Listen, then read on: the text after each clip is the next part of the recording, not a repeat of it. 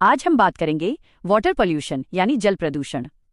ये topic prelims और mains दोनों में बार बार पूछा जाता है, खासकर नमामि गंगे, एसटीपी और शहरी स्वच्छता सुधारों के संदर्भ में।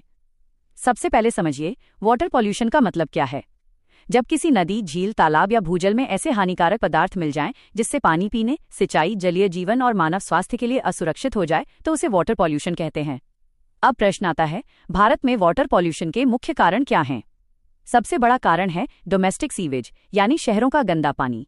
हमारे शहरों में सीवेज ट्रीटमेंट प्लांट यानी एसटीपी की क्षमता कम है और बहुत सारा अनट्रीटेड सीवेज सीधे नदियों में चला जाता है। दूसरा बड़ा कारण है इंडस्ट्रियल एफ्लुएंट्स। कई इंडस्ट्रीज जैसे टैनरी, टेक्सटाइल, पेपर, फार्मा और माइनिंग अपने केमिकल्स, एसिड, डाई और हेवी मेटल्स जैसे मरकरी, लेड आदि को पानी में छोड़ देती हैं। तीसरा कारण है एग्रीकल्चरल रन ऑफ। खेती में उपयोग होने वाले फर्टिलाइजर और पेस्टिसाइड बारिश के साथ बहकर नदियों और झीलों में चले जाते हैं। इससे नाइट्रेट, फॉस्फेट बढ़ते हैं और यूट्रोफिकेशन होता है, यानी पानी में शैवाल तेजी से बढ़ जाते हैं। चौथा कारण है सॉलिड वेस्ट और प्लास्टिक। नदी में कचरा, धार्मिक सामग्री और मूर्ति विसर्जन से माइक्रोप्लास्टिक तक पानी में मिल जाते हैं। और एक गंभीर समस्या है ग्राउंड वाटर पॉल्यूशन। भूजल में फ्लोराइड, आर्सेनिक और नाइट्रेट की मात्रा बढ़ रही है। ओवर एक्सट्रैक्शन से इनका कॉन्सेंट्रेशन और बढ़ जाता है। अब अगर हम पॉल्यूटेंट्स के प्रकार देखें तो ये 4 प्रकार के होते हैं। पहला बायोलॉजिकल, जैसे बैक्टीरिया और वायरस। दूसरा केमिकल, जैसे हेवी मेटल्स और पेस्टिसाइड। तीसरा फिजिकल, जैसे प्लास्टिक और सिल्ट। और चौथा न्यूट्रिएंट पॉल्यूशन यानी नाइट्रेट, फॉस्फेट। अब इसके प्रभाव क्या होते हैं? स्वास्थ्य पर इसका असर बहुत खतरनाक है। कॉलेरा, डायरिया, टाइफॉइड, हेपेटाइटिस जैसी बीमारियां फैलती हैं। हेवी मेटल्स से आर्सेनिक और लेड पॉइजनिंग होती है।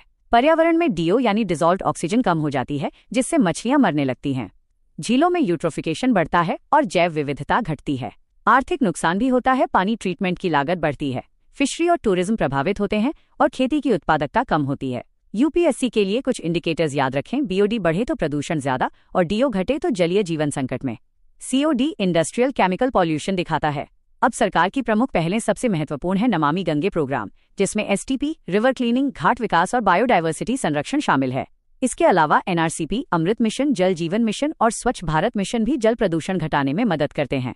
सीपीसीबी और एसपीसीबी मॉनिटरिंग करते हैं और पॉल्यूटर पेज प्रिंसिपल लागू किया जाता है। लेकिन चुनौतियां हैं एसटीपी की कमी, कमजोर एनफोर्समेंट और ग्राउंड वाटर प्रदूषण का रिवर्स होना मुश्किल।